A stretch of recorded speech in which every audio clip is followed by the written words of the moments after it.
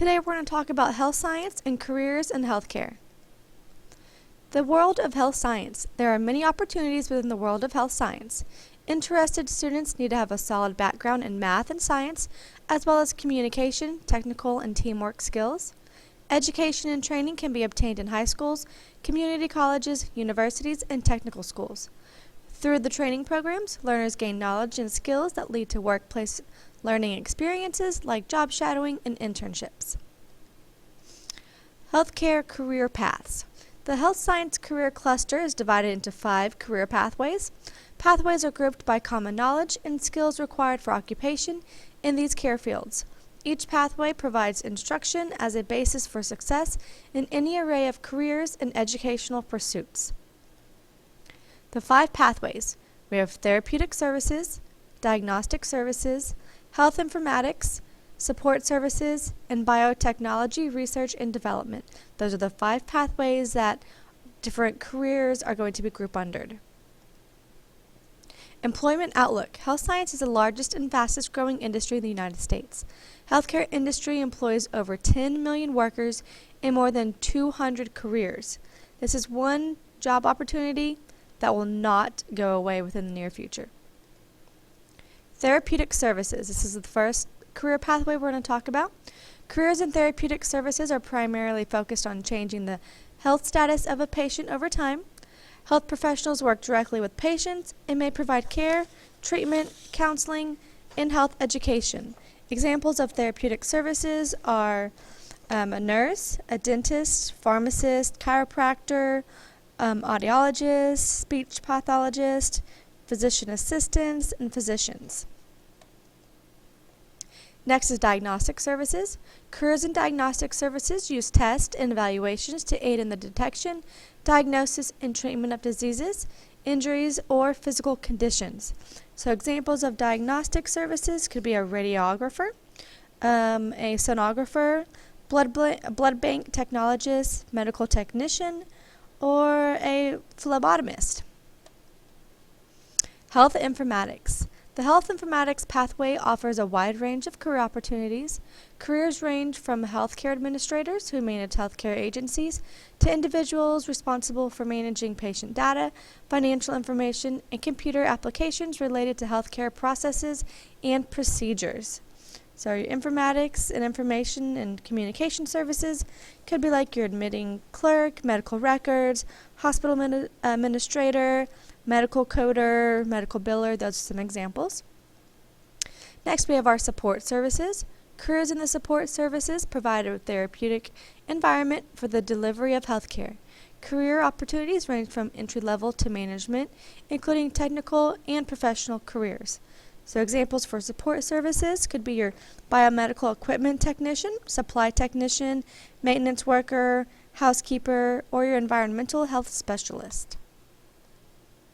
Next, I believe our 5th one we're going to talk about are our biotechnology research and development. Careers in biotechnology research and development pathway includes bioscience research and development as it applies to human health. These are scientists who may study diseases to discover new treatments, invent medical devices, or improve the accuracy of diagnostic tests. So some examples are pharmaceutical technician, cytobiologist, biochemist, microbiologist, medical scientist, or a research lab technician. Those are all examples of biotechnology research and development careers.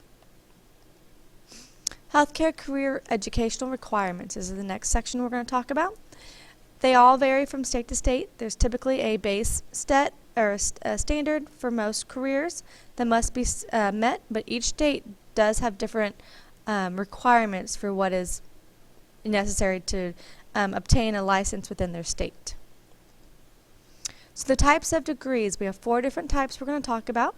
You have your associate, which is typically a 2-year course you take at a community college or a vocational technical school.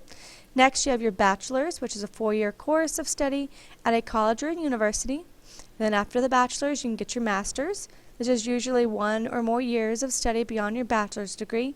And then after that, you can get your doctorate, which is usually 2 to 6 years beyond your bachelor's or master's degree.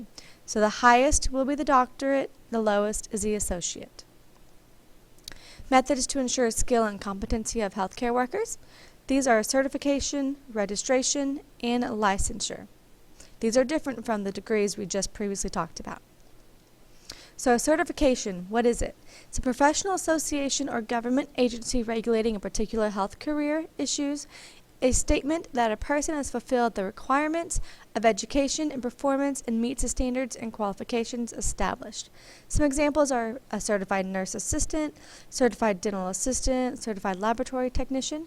So for instance, a certified nursing assistant, this is one you can take as a third-year student in our practicum class.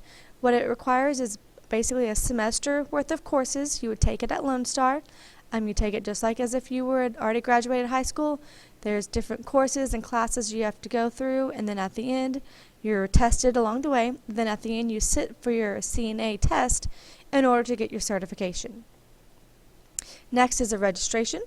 A regulatory body in the healthcare area administers examinations and maintains a list of qualified personnel.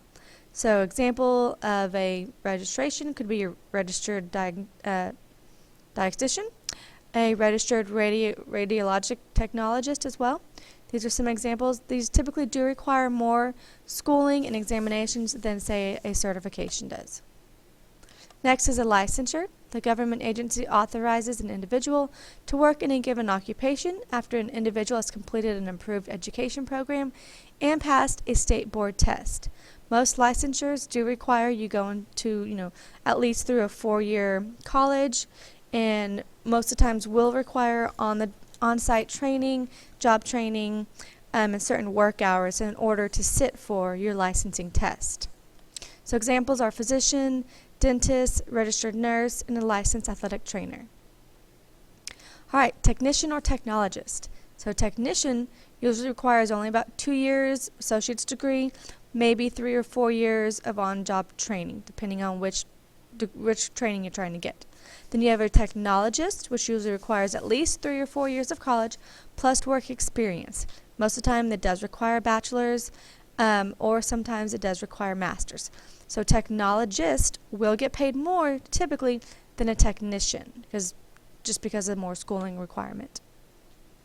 All right, multi-competent or multi-skilled workers. What this means is basically the more skills you are, the more competent you are, the more hireable and more marketable you are in the healthcare industry. Because of high cost of healthcare, smaller facilities or rural areas, they can't afford to hire a specialist for every single aspect of care. So by maintaining or obtaining many different types of competencies, by testing out for these or getting the schooling you need, this makes you more marketable as a healthcare worker. So basically, the more licenses, registrations, certifications you can get, the better.